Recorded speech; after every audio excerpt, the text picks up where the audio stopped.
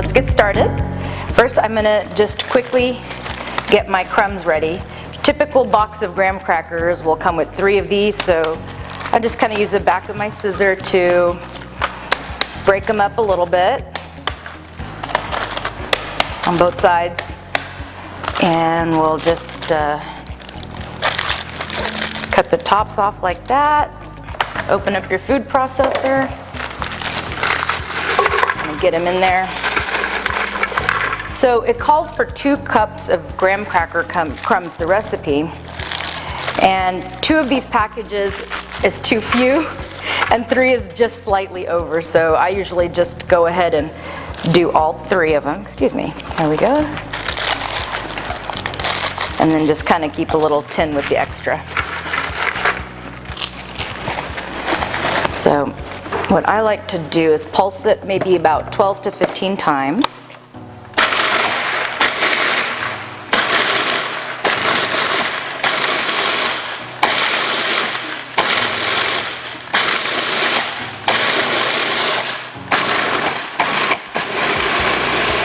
Now it's gotten kind of small, so we can just let it ride.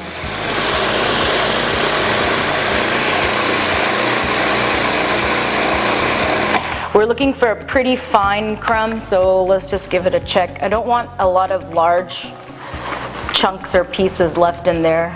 Just give it a little mix with your spatula. Be careful of the blade in there. And then we'll put it a little bit more. Okay, I think that looks pretty good. Let's check. So, and if you want to take a look, it's a pretty fine crumb on there. So what I do typically is keep a airtight container always around for the extra, and then we'll get that in there.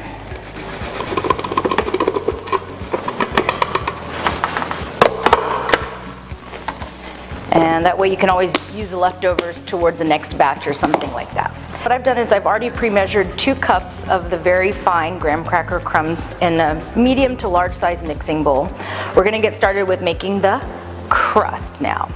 It's going to be 1/4 teaspoon of kosher salt, 1/2 teaspoon of freshly ground cinnamon, and then 3 tablespoons of raw sugar, or you could also use light brown sugar. So just to get it combined, we're going to use a whisk on these dry ingredients. Okay. Now, what we're going to do is I've melted 1 stick or 8 tablespoons of unsalted butter in here. Just kind of pour that in. Make sure you have your spatula handy so you get every last little bit of butter, because butter is always good. Okay, we'll set that aside. And what I do is I kind of initially start mixing it in, and then as it starts to combine, you want to kind of fold and press and turn your bowl while you're doing it. And this way all your butter will get evenly distributed throughout the mixture and create a nice kind of damp sand texture. Make sure you get everything off the side of your spatula too. So I think we're getting there now. You can kind of see there. It's looking good. So this is actually enough crust to make 2 9-inch rounds or 18 miniatures. And I'm going to do half and half today just to show both techniques. So now we've got it to a damp sand texture. Let me show you how that looks. When you squeeze it, it kind of holds together like that. I think this is good. This looks and feels very good. You can give it a little taste too if you want. Good. So what I've done is I've already prepared a couple of tins here. This is a straight walled 9-inch round, and these are miniature aluminum tins. I've sprayed them generously with butter flavored cooking spray. And what I'm going to do is I'm going to reach over here. What I'm going to do is fill the miniatures first. They take about 1.5 tablespoons each, and that should get you 18. But again, I'm going to use 1/2 half of it from my 9-inch round today. And these are pretty generous tablespoons. I'm going to start with doing 1 in each, and then we'll go for another teaspoon or so in each of them. Okay. And I'm going to grab my teaspoon mix there. Ooh, don't want to waste any of that. That's good stuff. Okay. So it's about a tablespoon and a teaspoon, or maybe a tablespoon and a half. And you can kind of eyeball it if it needs a little more, like some of these look a little less. So my little trick for getting the crust on the miniatures is I've actually sprayed the back or the bottom of another tin, and then I just kind of put it on top and gently press it. And you can see that when you do that, it distributes it nicely and creates a base or a crust for the cheesecake. And we'll pour the filling directly over this after we bake it. You don't have to push it too hard, but just enough to kind of flatten on the bottom. So those are done, and we'll use the rest of the mixture that we have here for a 9-inch pan. Just kind of get it in the center, and we'll pat it down with our spatula here. And if you feel like you have a lot and you can spare some, you can throw a teaspoon or two into some of the miniatures. Okay, so now what I do is I kind of use the spatula to press from the center, moving outwards. And this is kind of a pretty pan because it's scalloped, and it makes for a prettier cheesecake on the edges. So you just want to push everything down evenly throughout as best as you can. It's not too critical because, again, we're going to be pouring filling on it, so no one's going to actually see any imperfections.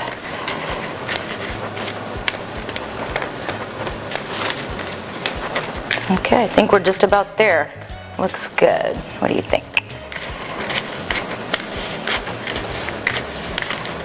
Let me show it to you.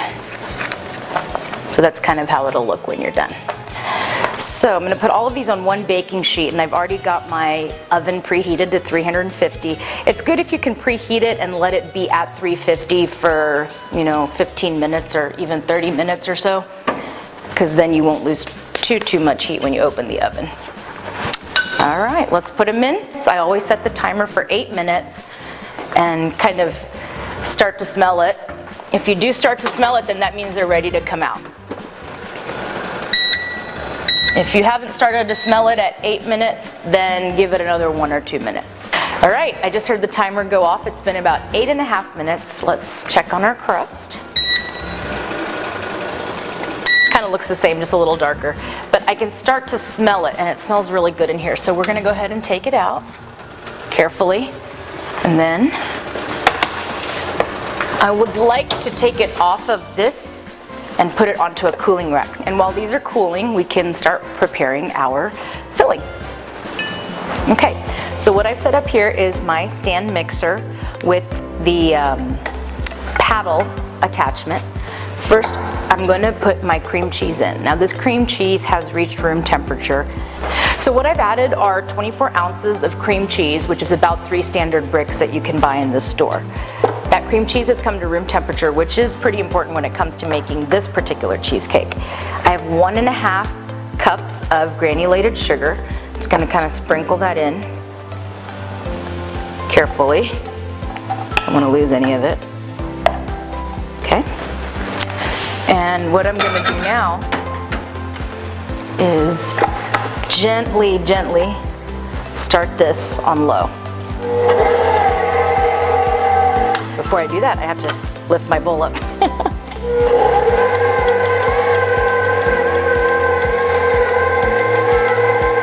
When it slowly starts to incorporate, bring it up 1 notch at a time or so until about medium.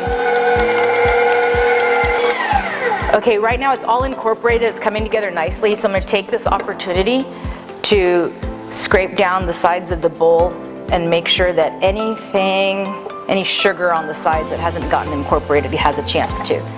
So now when I turn it back up to medium, we're going to let it go for about 8 to 10 minutes. This is so you get a nice, shiny, smooth cheesecake.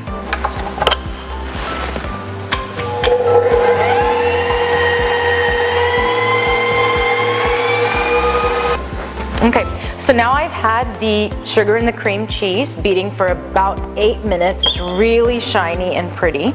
I'll just show it to you. Okay. What we're gonna do is add pretty much almost all of the rest of the ingredients. So our main feature here today is pumpkin. So 1 15-ounce can of 100% pure pumpkin puree. Make sure we get all of that in there.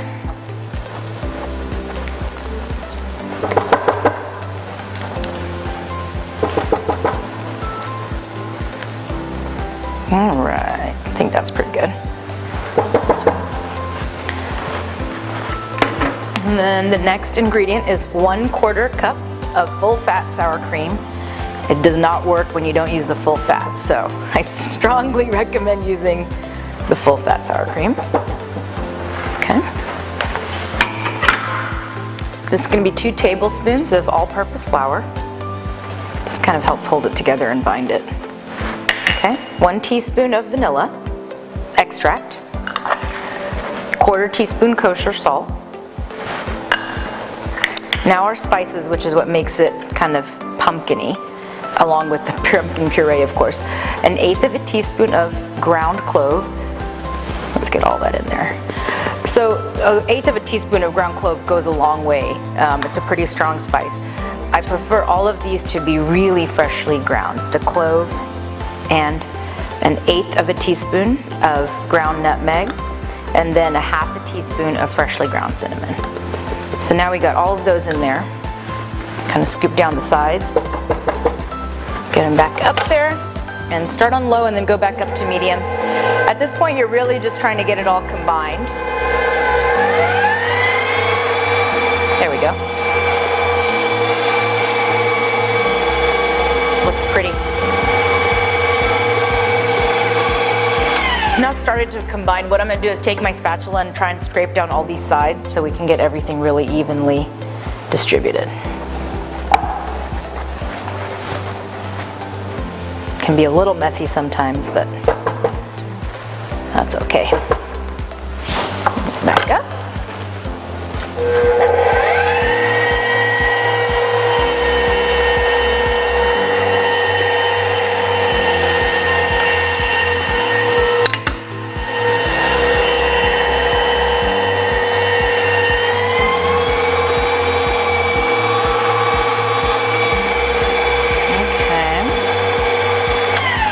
Coming together pretty well, but let me just scrape up some of the sides and the bottom. It's nice to get that little bit underneath the paddle mixed in too.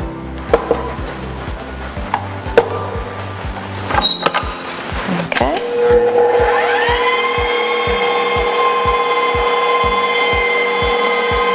So now it's well combined. While it's mixing on medium, I'm going to add the eggs one at a time. I have 3 whole eggs and 1 egg yolk, and I brought them to room temperature. And we're going to allow for full incorporation of each egg prior to adding the next one. Okay, let's take a look. Looks really pretty. Let's get everything off here that we can. Okay, that looks good.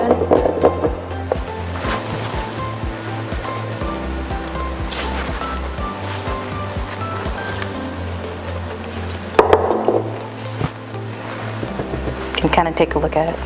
Nice and shiny. Also, it's probably a good idea just to do a quick taste. Good. Make sure you didn't add salt instead of sugar or something like that. All right. So to fill up the miniatures, it's easier to go ahead and use a ladle. So, and fill them pretty generously. Okay.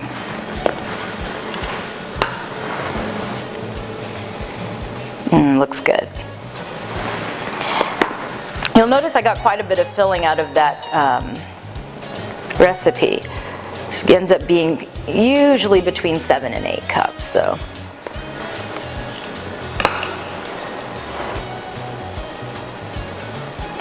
Okay. When I'm doing 2 9 inches, it fills both of them up pretty high to the top, up to the brim.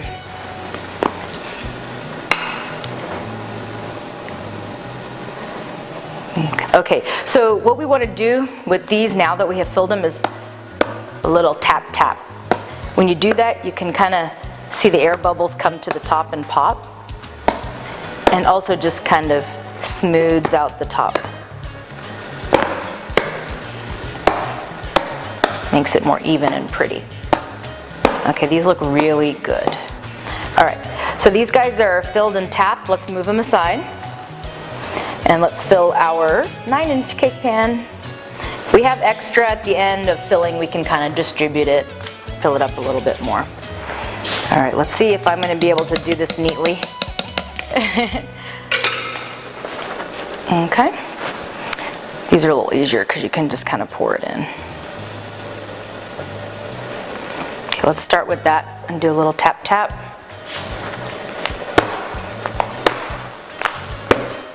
I think that looks pretty good right there. All right, so now we're going to carefully transfer this into a baking dish that's larger diameter than the actual pan itself. And I kind of like to offset it to the side because what we're going to actually do is bake this in a water bath. So get an oven safe baking dish such as this one, or even one of those large aluminum tins. Get a few cups of water on the side, and now very, very carefully pour this water into here without getting any into the cheesecake itself. Let's see if I can do it. All right, got a pretty good stream going there.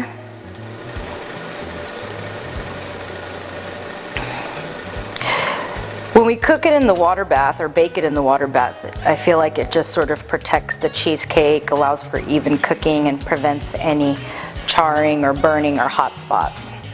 And you really only need to fill it up about half or third of an inch is probably good. I think that's fine right there. Okay, and then we'll just kind of center it back in there. So what we're going to do now is actually put this into our 350-degree oven. Could take anywhere from 15-25 minutes. When you're doing only one versus two, that also affects your baking time. Okay, so now I have my pumpkin cheesecake all filled and in a water bath in an oven-safe dish. What we're going to do is gently slide it over because we don't want to leave our oven door open for very long. I have it set to 350 still. So I'm going to open the door, gently put it in the middle rack, and then close the door.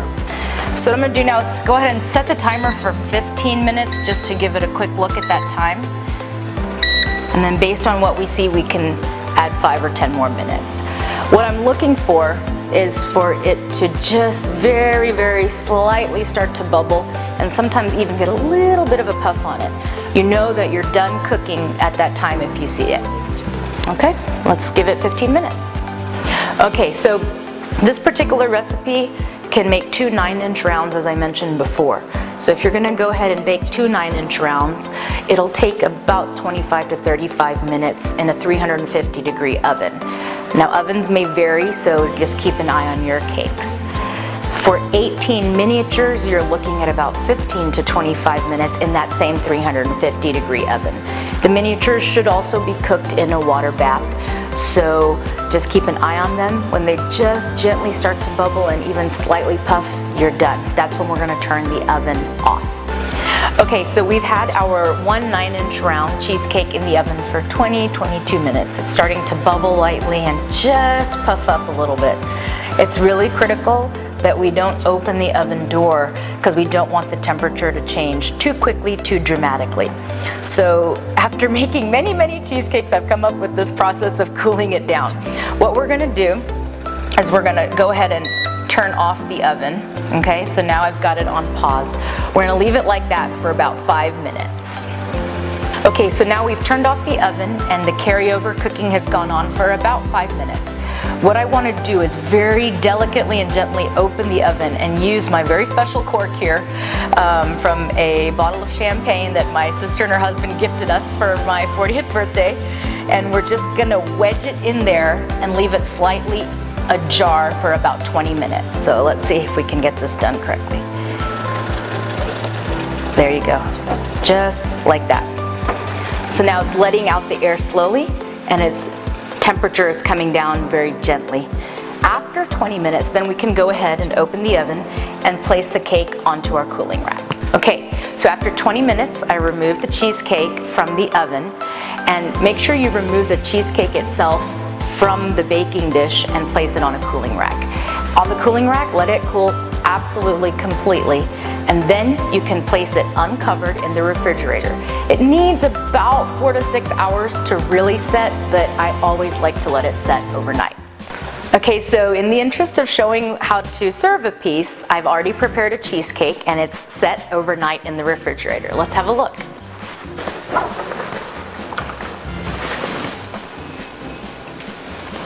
Voila!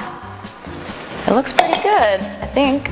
I also have some miniatures setting in the refrigerator, so let's take a look at those.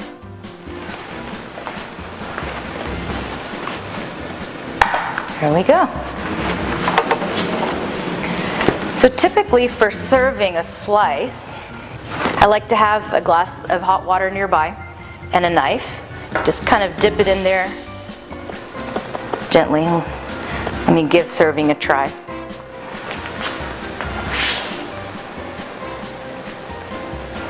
And in between each cut, just try to wipe down the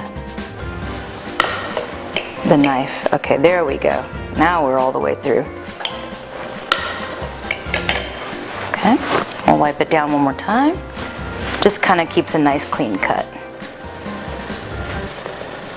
And also, it is a little bit easier to cut if you leave it out of the fridge for a couple of minutes before doing this.